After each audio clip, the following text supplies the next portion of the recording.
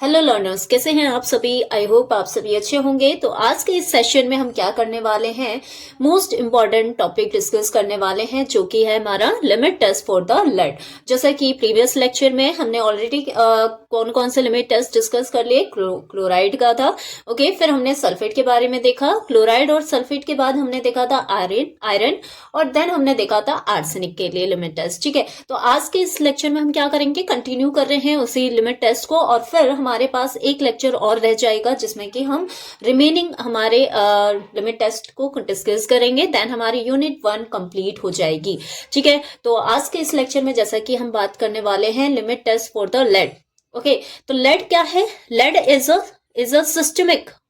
Lead क्या होता है? हमारे सिस्टमिक पॉइजन्स होते हैं that can enter pharmaceutical product. ये क्या करेंगे बच्चे, हो सकता है कि हमारे फार्मास्यूटिकल प्रोडक्ट में एंटर कर जाए, है ना। ठीक है, बाय द ग्लास कंटेनर्स और द मेटेलिक मशीनरी। यानी कि ये जो लेड इम्प्योरिटी है, ओके, ये हमारे ब्लड में जाके क्या सिस्टमिक पॉइजन कॉज करते हैं, है ना, पॉइजन की तरह एक्ट करते हैं। तो ये हो सकता है कि जो हम फार्मास्यूटिकल मेडिसिन प्रिपेयर कर रहे हैं, ओके, उस फार्मास्यूटिकल मेडिसिन में बच्चे क्या हो सकता है कि ग्लास कंटेनर्स के थ्रू या फिर मेटेलिक जो मशीनरी हम यूज कर रहे हैं उसके थ्रू क्या हो, लेड हमारे फार्मास्यूटिकल प्रोडक्ट में आ जाए और फिर हमें जो गुड इफेक्ट्स मिलना चाहिए उसके साथ साथ हमें क्या देखने को मिलेगा, पॉइजन इफेक्ट भी देखने को मिल सकता है। तो हम नहीं चाहेंगे कि हमारे साथ ऐसा कुछ हो, कोई पॉइजन इफेक्ट देखने को मिले। ठीक है, तो अभी वेट एक सेकेंड। हाँ, फिर अगर हम बात करते हैं, जैसे एक सिंपल एग्जांपल, अभी हम काफी टाइम पहले हमने एक न्यूज सुनी थी कि जो मैगी ब्रांड है, ठीक है, उस मैगी ब्रांड में क्या देखा गया था, लेड पाया गया था, है ना। तो उससे क्या हुआ, कुछ टाइम के लिए वो चीजें वहीं के वहीं बैन कर दी गई। तो जो ये बैनिंग करी गई वो क्यों करी गई थी? क्योंकि वो हमारे लिए टॉक्सिक है। लेड हमारे लिए क्या है, सिस्टमिक टॉक्सिक कॉज करता है, यानी कि एक पर्सन के लिए लिथल है। ओके, तो इस तरीके से हम लेड की टेस्टिंग करते हैं प्रायर कोई भी मेडिसिन मार्केट में लेके आने से पहले। ओके, क्लियर है? प्रिंसिपल्स, किस प्रिंसिपल पर ये लेड टेस्टिंग हम परफॉर्म करते हैं? It is based on the reaction between the lead, ये मतलब कि किसके बीच में रिएक्शन करवाते हैं हम, लेड एंड द डाइफिनाइल थायोकार्बोजोन। यानी कि डाइफिनाइल थायोकार्बोजोन क्या है, ये हमारा रिएजेंट है जिसके साथ हम रिएक्शन करवाएंगे, जिसे शॉर्ट में आप बोल सकते हो डाइथाइजोन। क्या? Dithizone in an alkaline medium. Medium कैसा चाहिए हमें? एल्कलाइन मीडियम चाहिए टू फॉर्म लेड डाइथाइजोन। और ये जो लेड है ये हमारे डाइफिनाइल थायोकार्बोजोन से रिएक्ट करके क्या बनाएगा, शॉर्ट में बोले तो डाइथाइजोन के साथ क्या कॉम्प्लेक्स फॉर्मेशन करेगा, lead dithizone. Okay, which is violet red in colour, जिसका कलर कैसा होता है, वॉयलेट रेड कलर आता है। ओके, तो डाइथाइजोन क्या है, एक तरीके से ये हमारा क्या है, ग्रीन कलर होता है इसका, is green in the pure form. जब ये प्योर फॉर्म में होता है तो कैसा होता है, ग्रीन कलर का होता है। ओके, क्लोरोफॉर्म सॉल्यूशन के अंदर, बट मतलब कि कैसे, क्लोरोफॉर्म सॉल्यूशन में ये क्या है, सॉल्युबल है। तो एक तरीके से ये डाइथाइजोन हम किस में लेंगे, क्लोरोफॉर्म का सॉल्यूशन प्रिपेयर करेंगे। बट जो ये ग्रीन कलर है डाइथाइजोन का, ये क्या होगा, जैसे ही कॉम्प्लेक्स फॉर्मेशन करेगा हमारे लेड के साथ, ये किस में कन्वर्ट हो जाएगा, turns red brown, red violet red when it complexes with the lead. Okay, clear है? समझ में आई बात कि मतलब कि हम कैसे किस तरीके से लेड की टेस्टिंग करते हैं, किस तरीके से हमें इंडिकेशन मिलेगा कि लेड ने कॉम्प्लेक्स फॉर्मेशन किया है या नहीं किया। वहां पर कलर चेंज देखने को मिलेगा, जैसे कि प्रीवियस हमने जो भी लिमिट टेस्ट परफॉर्म किए, कहीं पर ऐसा हुआ कि क्लाउडी सॉल्यूशन वहां पर बन रहा है ना, व्हाइट क्लाउडनेस, और कहीं पर ऐसा हो रहा है कलर चेंज हो रहे हैं। तो इसके बेस पर हम क्या करते हैं, लेड टेस्ट परफॉर्म करते हैं। ओके, बात करते हैं रोल्स ऑफ द रिएजेंट्स, कौन कौन से इसमें रिएजेंट यूज करते हैं और क्या उनकी रेस्पॉन्सिबिलिटी होती है। ओके, तो फर्स्ट बात करते हैं ammonium citrate and the potassium cyanide. जो अमोनियम सिट्रेट पोटेशियम साइनाइड हमारा रिएजेंट है, फर्स्ट रिएजेंट है। These act as a masking agent. ये क्या होते हैं, एक्ट करते हैं मास्किंग एजेंट की तरह। They form stable soluble complexes with other metal impurities. ये क्या करते हैं, अदर कोई मेटल इम्प्योरिटीज है तो उनके साथ क्या करेंगे, कॉम्प्लेक्स फॉर्मेशन कर लेंगे, ताकि हमारा जो मेन लेड इम्प्योरिटी है हम उसे टेस्ट कर सके through the complex formation between the dithizone. Okay, clear है, समझ में आई बात। अब बात करते हैं जो ये इम्प्योरिटीज हैं, लाइक द आयरन है, कॉपर है, जिंक है, ये अदर मेटल हमारे इस डाइफेनाइल थाइजोन कार्बोजोन के साथ रिएक्शन हो नहीं करने चाहिए, कॉम्प्लेक्स फॉर्मेशन नहीं करने चाहिए, वरना हमारा फॉल्स रिजल्ट आएगा। तो इन सभी चीजों को प्रिवेंट करने के लिए हम क्या करते हैं, अमोनियम सिट्रेट या फिर हम पोटेशियम साइनाइड यूज करते हैं। ठीक है, then from reacting with the dithizone, वही है बात, वही बोली गई है कि मतलब कि ये मेटल इम्प्योरिटीज उसे खुद क्या कर लेते हैं, कॉम्प्लेक्स फॉर्मेशन कर लेंगे, ताकि हमारा जो मेन हमारा डाइथाइजोन है वो केवल हमारे लेड कंपाउंड के साथ ही क्या करे, कॉम्प्लेक्स फॉर्मेशन शो करे। ठीक है, नेक्स्ट हमारा क्या है रिएजेंट, हाइड्रोक्सिल अमोनियम क्लोराइड। ये क्या करता है, act as a reducing agent. ये क्या है, रिड्यूसिंग एजेंट है to prevent the oxidation of dithizone. ये क्या करते हैं, हमारे डाइथाइजोन के ऑक्सीडेशन को मतलब ऑक्सीडेशन होने से प्रिवेंट करते हैं, ताकि वहां पर किसी अदर कॉम्प्लेक्स का फॉर्मेशन ना हो। Okay, other types of complex ना फॉर्म करे। तो इस वजह से हम यहाँ पर हाइड्रोक्सिल अमोनियम क्लोराइड जैसे यहाँ पर रिएजेंट का यूज करते हैं as a reducing agent. Okay, oxidation नहीं होने देगा। नेक्स्ट है अमोनियम सॉल्यूशन। अब अमोनियम सॉल्यूशन, अभी जस्ट देखा था हमने थोड़ी देर पहले कि ये जो भी रिएक्शन होगी लेड और डाइथाइजोन के बीच, वो कैसे होगी, अमोनिया के बेस यानी कि बेसिक मीडियम में होगी। ठीक है, adjust the pH to an alkaline range. जो अमोनिया सॉल्यूशन होगा वो क्या करेगा, पीएच को मेंटेन करेगा, यानी कि अल्कलाइन रेंज में लेके जाएगा, which is necessary for the complex to form, यानी कि कॉम्प्लेक्स फॉर्मेशन के लिए जो कि जरूरी है। क्लियर है, चलिए नेक्स्ट बात करते हैं हम रिएक्शन की। क्या रिएक्शन की अगर हम बात करते हैं तो इसमें किस तरीके से रिएक्शन होती है, जैसे कि हमारे सैंपल में क्या प्रेजेंट है, लेड। अब ये लेड क्या करेगा, डाइथाइजोन से रिएक्ट करेगा, किसे, डाइथाइजोन से रिएक्ट करेगा, और यहाँ पर पीएच कंडीशन क्या दी है हमने, अल्कलाइन पीएच दी है। तो यहाँ पर लेड डाइथाइजोन कॉम्प्लेक्स जैसे मतलब कंपाउंड का फॉर्मेशन होगा, जो कि अपना कलर कैसा देता है, वॉयलेट ब्राउन रेड कलर देता है। और ये क्या करता है, फ्री फॉर्म में जो डाइथाइजोन है ये अपना ग्रीन कलर देता है। और ये हमारे किस में सॉल्युबल है, क्लोरोफॉर्म सॉल्यूशन हमें यहाँ पर प्रिपेयर करना है। ओके, क्लियर है। और बेस में हमारा क्या है, हाइड्रोजन प्लस आयन, यानी हाइड्रोजन गैस रिलीज होगी। ओके, इतनी चीजें क्लियर होंगी, आई होप समझ में आ रही होंगी, है ना। नेक्स्ट बात करते हैं प्रोसीजर। प्रोसीजर देखें तो किस तरीके से हमें इसे परफॉर्म करना है प्रैक्टिकली, है ना। और बाकी हमारे पास स्टैंडर्ड प्रोसीजर्स हमें फॉलो करने चाहिए जब भी प्रैक्टिकल वर्क कर रहे हैं। ये कंटेंट उतने रिलायबल नहीं होते कि हम एग्जैक्टली इन्हीं को फॉलो करें, बट हाँ ये इतने रफ आइडिया देते हैं कि इस तरीके से प्रोसीजर को फॉलो करना होता है। ओके, लेकिन हमेशा जब भी हम प्रैक्टिकली वर्क कर रहे हैं तो हमें कोई स्टैंडर्ड बुक रेफर करनी चाहिए। तो इसलिए बच्चे ध्यान रखें कि ऐसा ना हो आप इन्हीं चीजों को देख के एकदम से ही स्टेप्स फॉलो करने लगे। ठीक है, ये फॉर हमारे अंडरस्टैंडिंग के लिए होती है और एग्जाम में प्रेजेंट करने के लिए होती है। क्लियर है। प्रोसीजर की बात करते हैं, take two separating funnels, label, test and standard. हमें दो सेपरेटिंग फनल लेना है, यानी कि सेपरेटिंग फनल मतलब ऐसा फनल जिसमें हम क्या करते हैं, टू लिक्विड्स को सेपरेट करते हैं by continuous mixing for the 30 minutes 60 minutes, मतलब हम क्या करते हैं उसे सेक करते हैं। ठीक है, सेपरेटिंग फनल में टू लिक्विड्स को सेक करते हैं विग्रसली, और फिर देखते हैं कि वो दो लेयर कैसे एक दूसरे से सेपरेट होती हैं। ओके, तो सेपरेटिंग फनल दैट पर्पज से ही यूज किया जाता है। बात करते हैं टेस्ट। अभी हमें क्या करना है, पहले टेस्ट सॉल्यूशन प्रिपेयर करना है। Dissolve the specific amount of sample in water, मतलब जो भी हमारे पास सैंपल है जिसमें भी हमें लेड टेस्टिंग करनी है, हमें उस सैंपल को वाटर में डिसॉल्व करना है जितनी भी स्पेसिफिक अमाउंट में बोला गया है। Add ammonium citrate. अब हमें अमोनियम सिट्रेट क्यों डालना है, पोटेशियम साइनाइड क्यों डालना है, ये तो बात समझ में आ गई होगी। ओके, और उसमें हम क्या ऐड करेंगे, हाइड्रोक्सिल अमोनियम क्लोराइड भी ऐड कर देंगे। ठीक है, तो ये सारी चीजें ऐड करके टेस्ट सॉल्यूशन प्रिपेयर किया। सेम एज हम क्या करेंगे, स्टैंडर्ड सॉल्यूशन को प्रिपेयर करेंगे। अब यहाँ पर स्टैंडर्ड सॉल्यूशन में आप देखो, take a standard lead solution. यहाँ पर हम क्या है, स्टैंडर्ड सॉल्यूशन बना रहे हैं, तो मतलब कहीं ना कहीं हमें क्वांटिटी हमें लेड की पता होगी, है ना। Prepare from the lead nitrate, जो कि लेड नाइट्रेट जैसे कंपाउंड को लेके हम स्टैंडर्ड लेड सॉल्यूशन प्रिपेयर करते हैं, and add the same reagents, और बाकी के ये जितने भी रिएजेंट थे वो हमें सेम वही ऐड करने हैं, ठीक है। Add ammonia to make both alkaline, फिर हम दोनों में क्या करेंगे, अमोनिया ऐड कर देंगे ताकि वहां पर एल्कलाइन मीडियम मेंटेन हो सके। Check with the phenol red, और वहां पर हम क्या करेंगे, फिनॉल रेड ऐड करके वहां पर देखेंगे कि मीडियम बेसिक है या नहीं। ओके, फिनॉल रेड क्या है, हमारा एक तरीके का इंडिकेटर हो गया, ठीक है।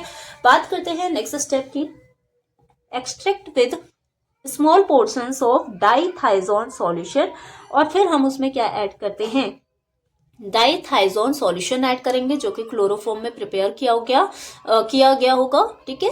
Until the green colour of the reagents no longer changes, यानी कि हमें तब तक वहां पर उसमें अपने सेपरेटिंग फनल में डाइथाइजोन सॉल्यूशन ऐड करके सॉल्यूशन को सेपरेट आउट करना है जब तक कि हमारे रिएजेंट का कलर चेंज ना हो जाए, मतलब सेम ना रहे, है ना। जैसे कि डाइथाइजोन हम जब ऐड कर रहे हैं, ठीक है, अब डाइथाइजोन का कलर हर बार चेंज होता रहेगा जितनी बार आप सेपरेटिंग फनल में डालोगे अपने डाइथाइजोन सॉल्यूशन को।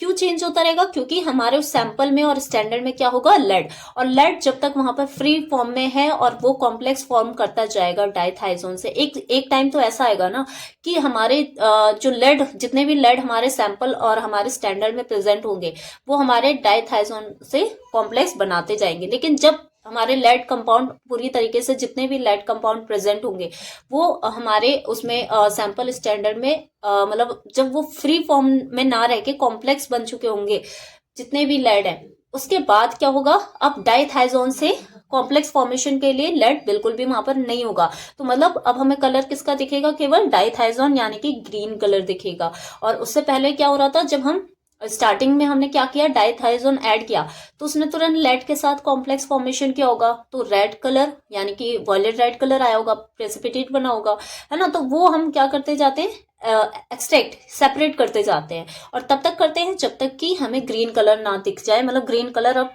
डाइथाइजोन को वहां पर ऑब्जर्व ना हो। ओके, क्लियर है। Shake vigorously and allow the layers to separate, और उसके बाद फिर हमें क्या करना है, लेयर्स को सेपरेट करना है by allowing it to separate out. Okay, कुछ टाइम के लिए हम उसे लीव कर देंगे ताकि वो अच्छे से सेपरेट हो जाए लेयर, फिर हमें अलग कर लेना है। ओके, क्लियर है। ऑब्जर्वेशन, हमें ऑब्जर्वेशन क्या करनी है, यहाँ पर ऑब्जर्वेशन की बात करें तो the test passes if the red colour and the chloroform layer of the test funnel is less intense than that of the standard, मतलब हमें तब तक हमें ये देखना है कि हमारे स्टैंडर्ड के कंपेयर में जो रेड कलर इंटेंसिटी है वो क्लोरोफॉर्म लेयर में कितनी कम या ज्यादा है। अगर कम है तो मतलब हमारे टेस्ट सॉल्यूशन के जो बच्चे रेड कलर है टेस्ट सॉल्यूशन में, वो क्या होना चाहिए, स्टैंडर्ड वाले से क्या होना चाहिए, कम होना चाहिए उसकी इंटेंसिटी।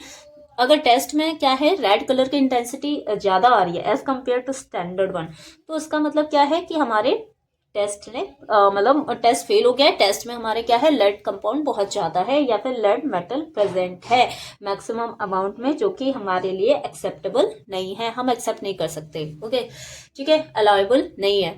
समझ में आई होगी बात इतनी। तो अभी नेक्स्ट पार्ट देखते हैं जिसमें मैंने बोला था हम डिस्कस करेंगे किसके बारे में, limit test for the heavy metals.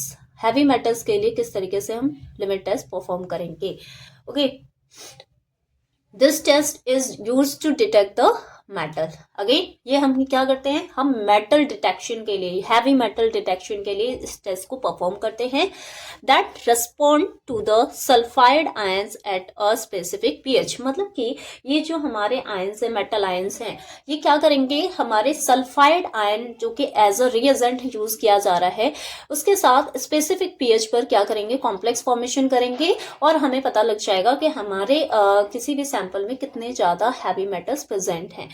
ठीक है, क्लियर है। प्रिंसिपल क्या है, किस प्रिंसिपल पर वर्क करेगा, the test depends on the reaction of metallic impurities, यानी कि जो टेस्ट है वो डिपेंड करेगा कि हमारे मेटेलिक इम्प्योरिटीज कितने प्रेजेंट है और कितना वो रिएक्शन शो कर रही है हमारे हाइड्रोजन सल्फाइड जो भी रिएजेंट हमने लिया है, to produce a brownish black colour. अब जो ये कॉम्प्लेक्स फॉर्मेशन होगा हैवी मेटल और हमारे हाइड्रोजन सल्फाइड के बीच, वो कैसा कलर देगा, ब्राउनिश ब्लैक कलर देगा due to the formation of metal sulphide. क्यों, क्योंकि वहां पर क्या होगा, मेटल सल्फाइड जैसे कंपाउंड का, कॉम्प्लेक्स का फॉर्मेशन होगा। क्लियर है।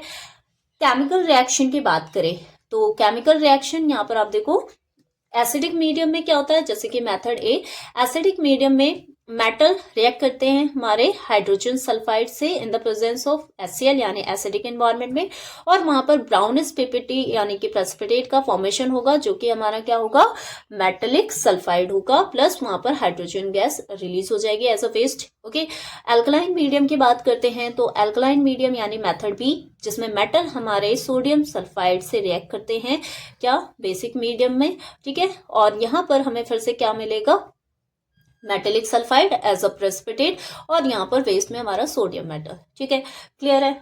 अब बात करते हैं method procedure according to the IP Indian pharmacopoeia. कौन कौन से मतलब हमारे कई तरह के मेथड होते हैं इस तरह के हैवी मेटल टेस्ट के लिए। जैसे कि मेथड ए की बात करते हैं, use for the substances that yield clear, ऐसे सब्सटेंसेस के लिए होता है जो कि क्लियर कलरलेस सॉल्यूशन फॉर्म करते हैं। It uses a standard lead solution, इसमें हम स्टैंडर्ड लेड सॉल्यूशन लेते हैं एंड हाइड्रोजन सल्फाइड लेते हैं at the pH of the 3 to 4। ठीक है, एसिडिक एनवायरनमेंट में। क्लियर है। ओके, तो इस तरीके से मेथड ए आप फॉलो कर सकते हैं for the identification of heavy metal. Method B, method B में क्या होता है, use for the substance that do not dissolve easily, मतलब ऐसे भी कुछ हमारे सब्सटेंस होते हैं जो इजली डिजोल्व नहीं होते और इंटरफेयर करते हैं हमारे रिएजेंट के साथ। ठीक है, द सैंपल फर्स्ट इग्नेटेड, तो इस केस में हमें क्या करना है, सैंपल को हमें पहले इग्नेटेड यानी कि उसे हीट करना है, बर्न करना है to remove the organic matter before testing. तो ऑर्गेनिक मैटर को रिमूव करके हम क्या करेंगे, अगेन वही सेम प्रोसीजर फॉलो करेंगे फॉर द टेस्टिंग। क्लियर है। मेथड सी की बात करते हैं, use for the substances that are clear colourless but require an alkaline medium. यहाँ पर क्या है, मेथड सी यानी कि अल्कलाइन मीडियम की जरूरत होती है। जो अभी हमने देखा था वो मेथड सी था, not the method B, correct कर लें प्लीज।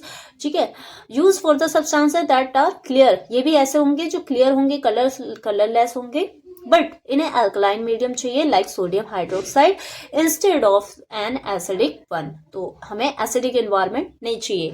ठीक है, तो ये हमारी 3 मेथड्स हैं for the testing of heavy metals. Observation हमें अगेन क्या देखना है यहाँ पर, the sample passes the test of the brownish colour in test solution cylinder is not darker than the standard. अलग अलग लैंग्वेज में हम बता सकते हैं कि जो सैंपल है वो टेस्ट तभी पास करेगा जब उसका ब्राउन कलर जो होगा वो हमारे टेस्ट सॉल्यूशन का क्या होना चाहिए, कम डार्कर होना चाहिए, डार्कन या फिर लेस डार्कन होना चाहिए, किससे, हमारे स्टैंडर्ड वन से।